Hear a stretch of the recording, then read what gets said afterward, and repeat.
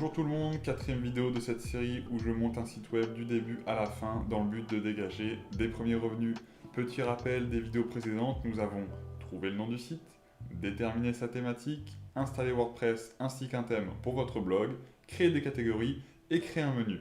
L'objectif de cette vidéo est de personnaliser encore plus votre site pour qu'il ne ressemble à aucun autre parce qu'en l'état, le thème que j'ai utilisé est très connu et il est facile de trouver d'autres sites qui ont la même structure. Vous pouvez bien sûr changer les couleurs dans l'onglet personnaliser qu'on peut voir ici, la taille des titres, mais sans réelle customisation, vous allez manquer d'originalité et ce qu'on recherche c'est de faire quelque chose d'unique qui n'appartient qu'à vous. La première étape avant même de se lancer dans la personnalisation de vos pages, c'est de prendre une feuille, un crayon et de créer des wireframes. Qu'est-ce que c'est un wireframe? C'est une maquette fonctionnelle, un schéma où vous allez retrouver toutes les fonctionnalités de votre site. Sur le blog que je suis en train de monter, il y a 3 pages où il va falloir repenser la structure et l'affichage des différentes informations. La page d'accueil, la page de catégorie et les pages d'articles. Je peux comprendre que tout le monde n'a pas cette fibre créatrice de placement des différents articles, de taille, des visuels. Mon conseil, c'est de regarder ce que font les autres sites et de récupérer les morceaux qui vous plaisent pour les reproduire selon votre propre vision. Voilà ce que ça donne pour la page d'accueil de mon site Isotech Solutions. Tout en haut, vous avez le header, c'est l'entête de votre site. Il ne va pas bouger, peu importe la page que vous allez consulter. J'ai privilégié un header simple et lisible et facilement compréhensible avec le logo à gauche et le menu à droite. Le body ensuite, vous l'aurez compris, c'est le corps de la page. C'est ce que je vais mettre en avant pour tous ceux qui arrivent sur la page d'accueil. J'ai choisi de partir sur un format 2 tiers 1 tiers avec mes articles les plus récents, donc un bandeau de 4 articles au total. En dessous, je mets du contenu, environ 200-300 mots pour présenter le blog. Ça va aider Google à comprendre le contexte du site, de quoi on parle et de quelle thématique on traite. Ensuite, un bandeau de 3 articles par catégorie. Vous verrez ensuite qu'il est possible de filtrer directement la catégorie que l'on souhaite dans un onglet à droite. J'ai choisi de filtrer pour l'instant par date de publication, mais il est possible de filtrer par nombre de visites de l'article ou ceux ayant le plus de commentaires ou ceux que vous souhaitez tout simplement mettre en avant. Plus bas, on va retrouver 2 colonnes avec 4 catégories au total.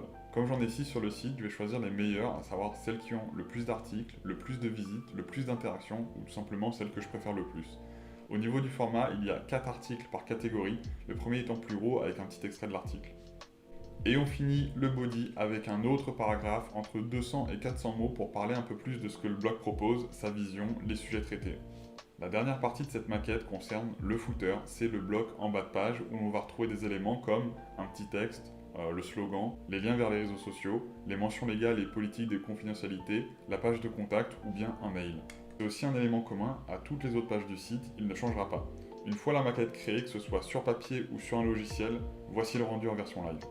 On peut voir la structure globale, la bannière, le texte intégré plus tard, les articles populaires, le focus par catégorie, le texte en bas et le footer. Les couleurs ne sont pas définitives, les titres ne sont pas encore bien écrits non plus. Pour mes catégories, j'ai choisi un affichage de 3 articles avec un grand à gauche et 2 plus petits à droite. Pour la suite des articles, voilà comment ça rend. Et enfin, sur un article, on voit tout de suite la grande image d'illustration, le titre de l'article sur un fond un peu plus grisé et le contenu de l'article ensuite. Voilà l'architecture que j'ai choisie pour ces 3 pages et maintenant la question à se poser c'est comment on crée une page sur mesure sur WordPress. La réponse est très simple, on utilise ce qu'on appelle un page builder ou constructeur de page en français. Ce sont des plugins qui ont leur propre interface qui s'ajoutent à WordPress et dans laquelle on peut ajouter différents blocs et construire la page selon nos envies. L'avantage de ces theme builders, c'est que cela ne demande pas de connaissances techniques particulières ni de savoir coder. Il en existe aujourd'hui des dizaines et je ne les ai pas tous testés. Je peux quand même vous en citer quelques-uns qui ont fait leurs preuves et qui sont compatibles avec la plupart des thèmes que vous allez utiliser. Alors vous avez en premier Elementor qui est une version gratuite qui est vraiment très simple d'utilisation et qui a aussi des modèles préconçus. Je l'ai déjà utilisé dans sa version gratuite et j'en suis très satisfait. Il a déjà plusieurs millions d'utilisations. Vous avez aussi Divi Builder, celui-là il est payant, je le connais juste de nom mais il est également très connu et sa prise en main est vraiment accessible pour des gens qui débutent. Et enfin Beaver Builder, c'est plus de 300 000 installations, une version gratuite et payante et très facile pour les débutants. Pour les ajouter, vous l'avez vu dans la dernière vidéo, on se rend dans Extensions, Ajouter et on recherche le plugin en question.